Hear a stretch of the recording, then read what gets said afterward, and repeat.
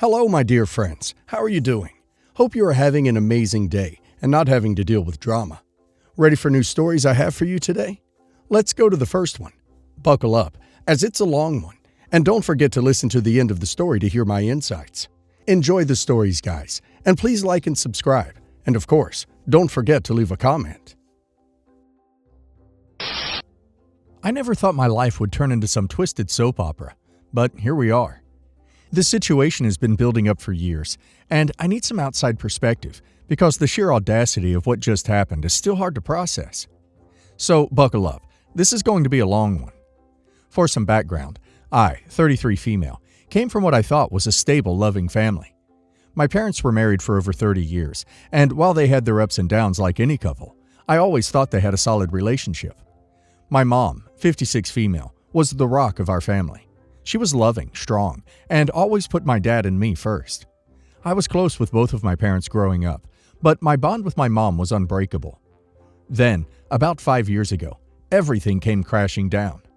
My father, 57 male, had been having an affair with a woman named Linda, 45 female, for years, longer than any of us had known. It wasn't just a fling. They had a whole relationship behind our backs. To make matters worse, this wasn't just some fling. My dad had been carrying on this double life for years. Linda knew he was married, but that didn't stop her from getting involved and, ultimately, from having a child with him. When my mom found out about the affair and that Linda was pregnant, she was blindsided. My dad confessed that he had to leave because Linda was pregnant with Sophie, now 7 female, and he felt obligated to be there for her. It was like everything my mom had known was ripped away in a matter of days.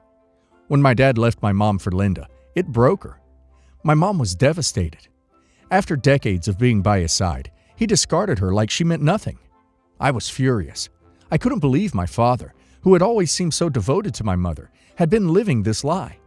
He didn't just betray my mom, he betrayed me too. I felt like everything I thought I knew about him was a lie. He tried to justify his actions by saying he couldn't abandon Sophie, but to me, it felt like he was using that as an excuse to run off and start a new life with Linda. At the time, I tried to keep a relationship with my dad, despite the betrayal. I thought maybe we could find a way to move forward, but things were never the same. Every time I saw him, it was a reminder of how he had torn our family apart for someone who didn't seem to have a shred of remorse for the pain she caused. Linda, on the other hand, acted like she had won some kind of prize. She would make passive-aggressive comments about how life just happens and how people find happiness in unexpected places, as if that excused what she and my dad had done. I didn't like her from the start, and our interactions were always strained. Now, fast forward to the present. I've been fortunate enough to build a successful career. I run my own business, which has been thriving for the past several years. I've worked incredibly hard to get where I am, and while I don't flaunt my success, it's no secret that I'm financially comfortable. I live well, but I'm careful with my money, and I don't throw it around. That said, Linda has always had this weird fixation on my financial situation. Ever since she came into my dad's life, she's made little comments about how lucky I am to have money and how she wishes she could provide a similar lifestyle for Sophie. It was always clear that she resented me for having what she didn't, but I ignored her because I didn't want to engage in her petty games. That brings us to the recent blow-up. A couple of weeks ago, Linda called me out of the blue. I hadn't spoke to her directly in months, so I was surprised to hear from her. She started off with some fake pleasantries, asking how I was doing and how work was going. I could tell she was buttering me up for something, but I played along out of curiosity. After a few minutes of awkward small talk, she got to the point. Linda wanted to send Sophie to an exclusive private school in the city, one that costs an arm and a leg in tuition. She went on and on about how this school would give Sophie so many opportunities, and how it was important for her to have the best education possible. I was nodding along, thinking she was just venting about her financial worries. But then, she dropped the bombshell. Linda wanted me to pay for it. That's right. She was demanding that I foot the bill for Sophie's private school education. She explained that since I was rich and didn't have any children of my own, I should help out the family by covering the tuition. She had the audacity to act like it was my responsibility to give Sophie a better life because, as she put it, you can afford it, and Sophie deserves the best. I was stunned at first. I couldn't believe what I was hearing. But then, as she continued to talk about how I owed it to Sophie because we're family, I started to get angry. The entitlement was just unbelievable. Here was the woman who had destroyed my family, demanding that I use my hard-earned money to pay for her daughter's education. A daughter who, by the way, was the result of an affair that blew my family apart. And she had the gall to act like I was some kind of selfish monster for not immediately agreeing. That's when I laughed. I couldn't help it. The sheer absurdity of the situation was too much. I laughed right in her face. I told her there was absolutely no way I was paying for Sophie's private school.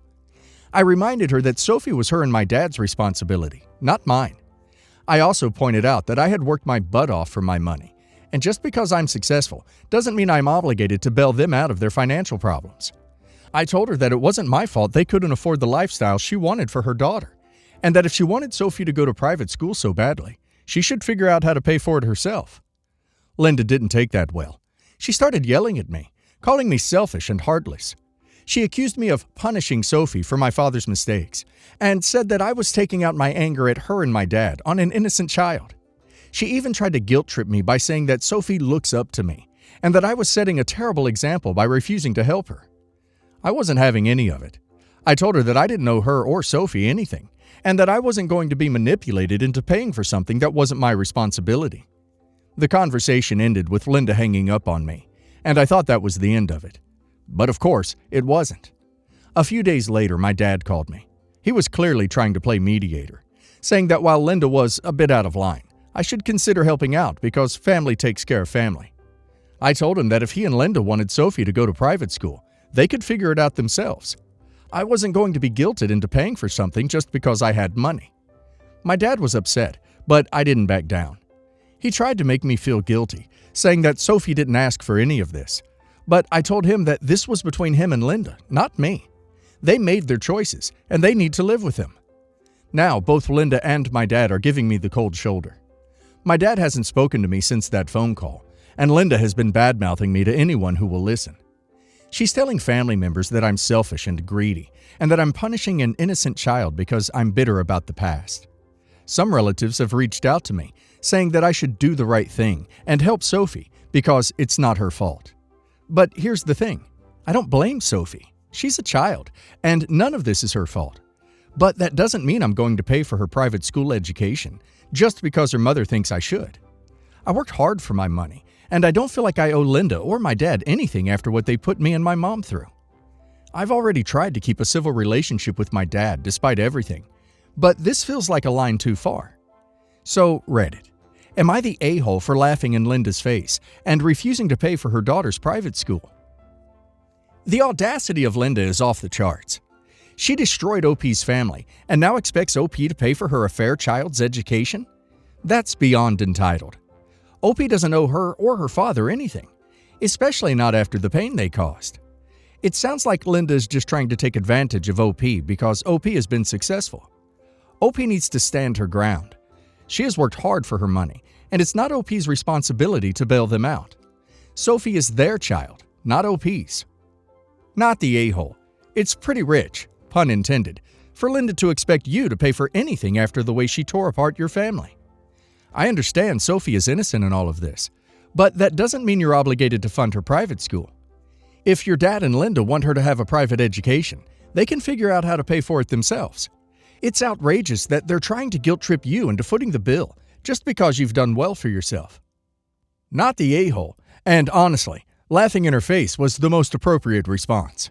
The level of entitlement Linda is showing is insane. She wrecks your family, and now she thinks you should pay for her child's school? You're not Sophie's parent.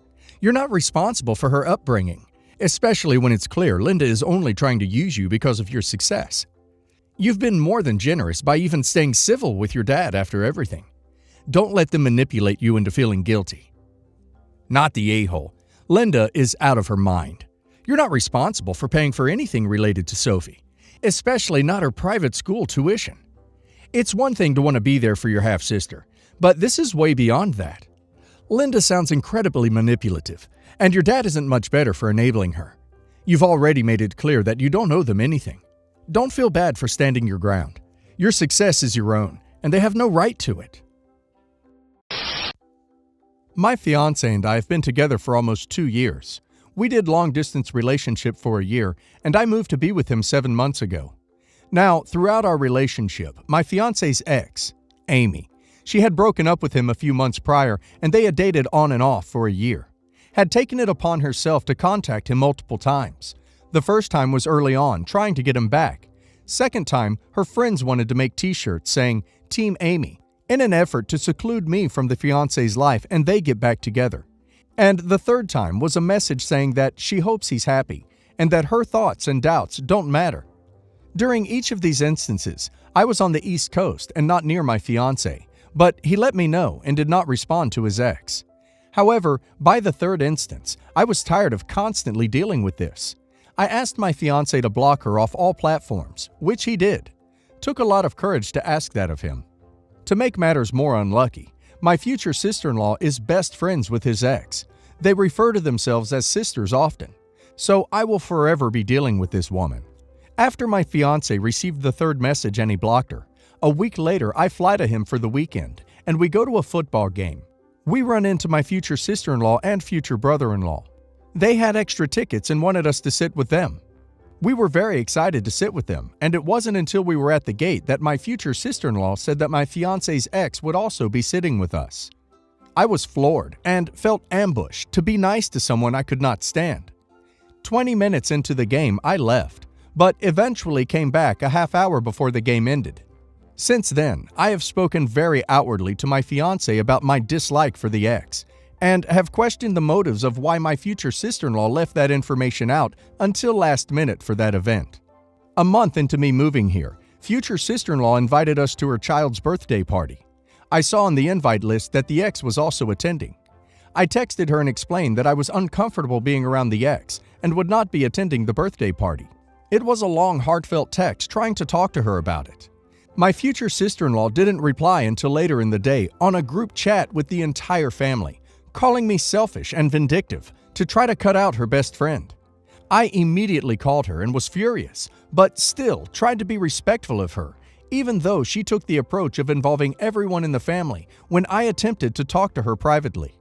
Somehow, this call ended with me on the phone with the ex. I was ready to pack my bags, get on a plane, and leave this hick Jerry Springer episode. I told my fiance how upset I was over all of this, and he didn't attempt to step in at all, while his sister-in-law verbally gut-punched me. In the end, I gave in and went to this birthday party begrudgingly and left early. Like, made my appearance and now I'm gone. Now, fast forward 6 months in. I now work at a job where the ex's friend works. I'm on a fantasy football team with the ex and have to see the ex at parties. Needless to say, I'm exhausted. I'm so tired of dealing with all of this and my fiance and I fighting about it. Last night, he had a notification on his phone, and I checked it. Nothing unusual for us to do to each other's phones. And I see he's friends with his ex's family members. My demeanor immediately changed after seeing it. He said he'd delete them, and I said do whatever you want.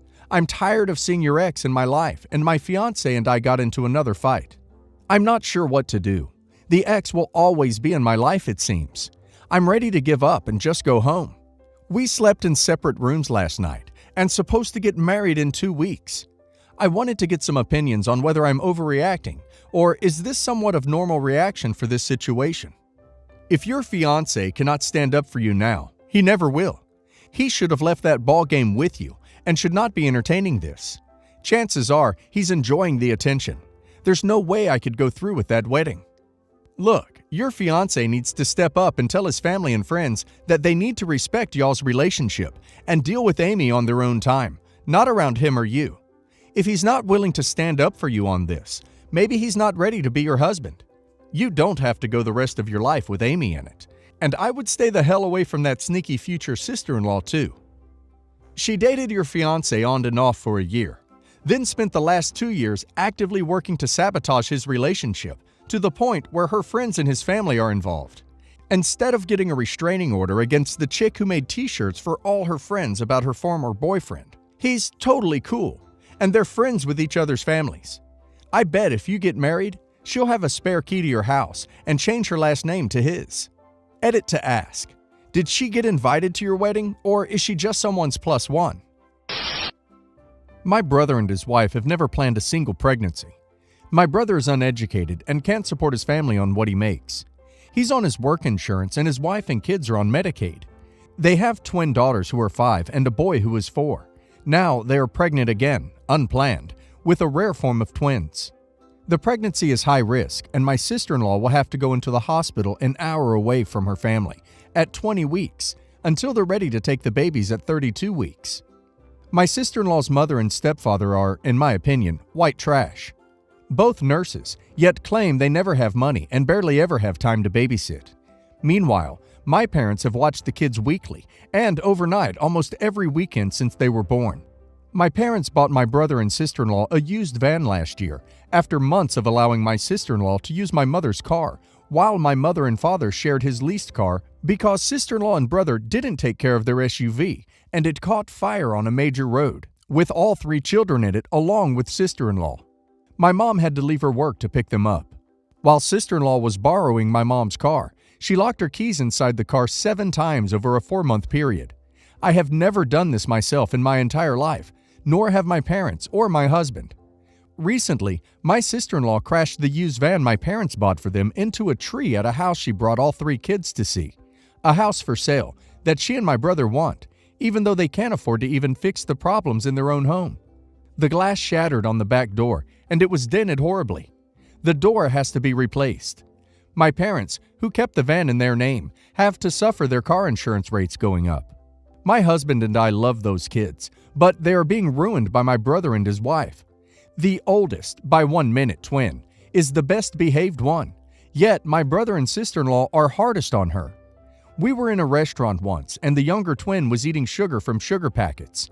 Her mother watched as if it was adorable. Then the older twin wanted to do it too. My sister-in-law literally grabbed her hand mid-air as it shot towards the sugar and yelled at her, "No, no!" The twin insisted, "I won't eat it, Mommy. I just want to get one." But her mom kept yelling at her. Later on in the evening, the younger twin, who knows how to work everyone with her tears, started crying and screaming because her mom had promised they'd get snow cones, but was now telling her they couldn't anymore because the place was closed. The entire restaurant stared at our table. My sister-in-law didn't do anything, just kept saying, "Stop crying, stop it." And my husband offered to take her outside, and then I suggested she take her outside, but she did nothing.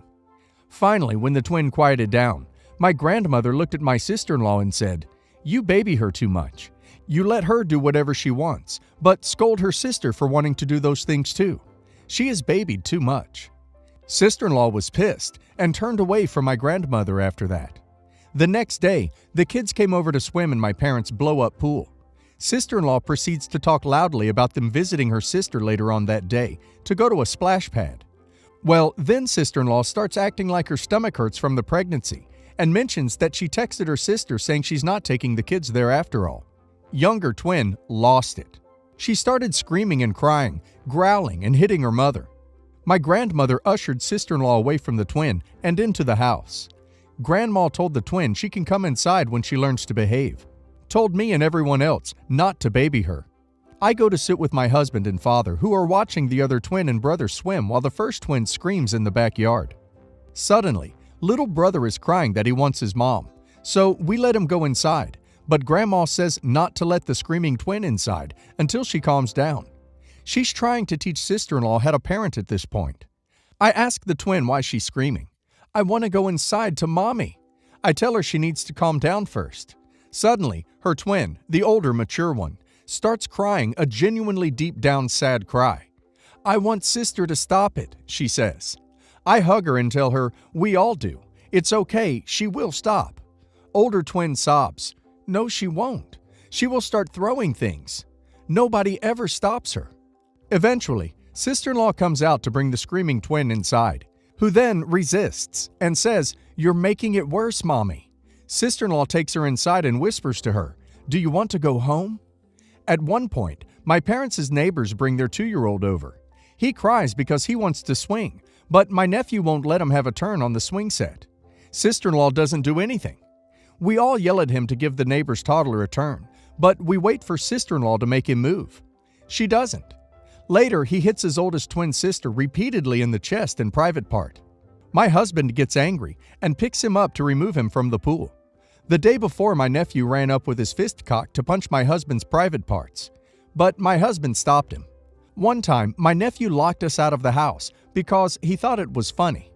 The older twin was inside with him, and she bawled while he laughed. She told me a story about how at their house, her brother kicked their bedroom door repeatedly to keep the twins stuck inside their room. One time, my sister-in-law almost ran over her son because my brother was on his phone on the couch, surfing the internet, and didn't notice him go outside. One time, my brother was home alone with his kids, but not watching them, and the younger twin peed in the plastic sink of their plastic play kitchen. I mean, you can't make this stuff up. There's something deeply wrong here. Later on, when they're leaving, my husband and I dress the girls and help put on their shoes. Sister-in-law chases her naked son around the yard while my grandma watches, concerned, mumbling, "No, don't chase your child." She gives up and sits down. My father dresses her son instead. We take the kids to the front where their rental van is, while the used van is in the shop. Sister-in-law doesn't follow. My dad has to go get her to tell her the kids are ready to leave. Please turn the car on for them to get in. She gives him an angry look, and I hear one child say, "Mommy, I thought we were eating here tonight." She assumed they'd get a free meal if she stayed long enough. They're on Medicaid. She just got her associates in a medical field, but this high-risk pregnancy will keep her from working. You'd think they'd know how birth control works after 3 unwanted pregnancies. The third one they miscarried in October. My parents, who live in the same town as sister-in-law and my brother, never visit their house because it's in ruins and the twins never have sheets on their mattress. One time, I went over there to find out that the older twin had slept on sheets with her brother's vomit piled at the foot of the bed. She told me her mommy said it's okay, as long as her feet didn't touch it. I was furious. The other twin didn't have sheets on her mattress. I searched the house. I had been asked to babysit, with the kids trailing at my feet, refusing to play, upset that I wanted to find their sheets so I could wash them. They said mommy would be mad because their aunt, think she's a bad mommy. I have to give her credit if she knows that without my telling her so. On this day, I also found week-old dirty diapers in the children's bedrooms, piles of unfolded laundry, and dog poop in the living room. My husband and myself are hurt by what we see. 3 beautiful children being ruined by bad parenting. The twins are going into kindergarten this week, but wet their beds every night. Their 4-year-old brother still isn't potty trained. They can't afford their children, yet they own 2 dogs who are locked in kennels all day, one of which almost bit my dad the one time we saw her out of her kennel. And they bought 2 hamsters recently. The kids told me how their dad threw one dog so hard against a wall once, the normally active dog didn't bark for a week. And I believe them because my brother is crazy. Never smiles or laughs with my parents, husband or myself, hardly talks. My mom said he only calls her to ask her to babysit or lend him money. Meanwhile, she and I chat daily about our lives. Sister-in-law complains that he doesn't have goals. I'm surprised he hasn't left them, to be honest. He is just honestly that awful kind of a person. My parents paid for the kids' swimming lessons and dance lessons. They paid for a trip to Disney World. They paid moving expenses for the house they live in. My mom cleaned that house before they moved in because sister-in-law was too pregnant. This was their first pregnancy. My husband and I are fed up with my sister-in-law and brother. We recently had the twins visit us for a few days, and it was a blast, and they were much better behaved without their parents or brother. But I'm so worried. I feel guilty because we live 3 hours away. It is a shame when kids aren't raised well. But unfortunately, unless there is or neglect to the degree where the kids are in danger, this is the price that we pay for a free society. People are allowed to have kids and raise them badly, and there's not a whole hell of a lot that you can do about it.